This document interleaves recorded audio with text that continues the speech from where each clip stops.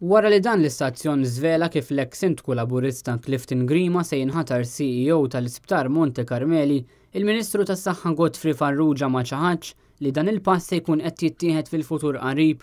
Fi żjara fl-Isptar Mount Carmel għalkemm ma kkonfermax din l-aħbar, Farrugia ma ċaħadx. Le ma nikkonferma xejn għalissa. Skussa għadu kollox fażi ta' studju.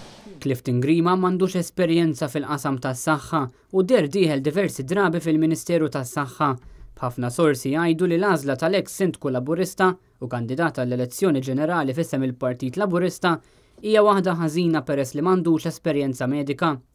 Mezzi oħra tax-xandir żvelaw kif Grima diġà ġie intervistat kemm mill-Ministeru tas-Saħħa kif ukoll mill-istaff ta' Monte Carmeli.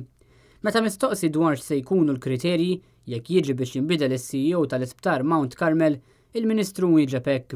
Jekk jiġi biex jinbidel is-CEO x'ħajkunu l-kriterji li fuqhom ħajintażel is-CEO il-ġdid tal-Isptar? Għad tiġi studjata. Jekk tiġi studjata x'ikunu l-kriterji? Fimni di mhix deċiżjoni tiegħi biss, dan hija kwestjoni ta' policy u strateġija.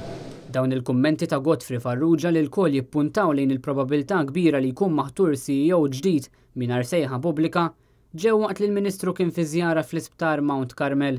Farrugia ntlaqa mill-kap eżekuttiv preżenti Dolores Gauci, il-fundatriċi ta' Richmond Foundation u l-kap tas-servizzi tas-saħħa mentali, jiġifieri l-persuna li titqaċċad mill-kariga ta' CEO jekk dik li qed tissejjaħ bħala ħatra partiġjana tal-Gvern Laburista tkun attwata.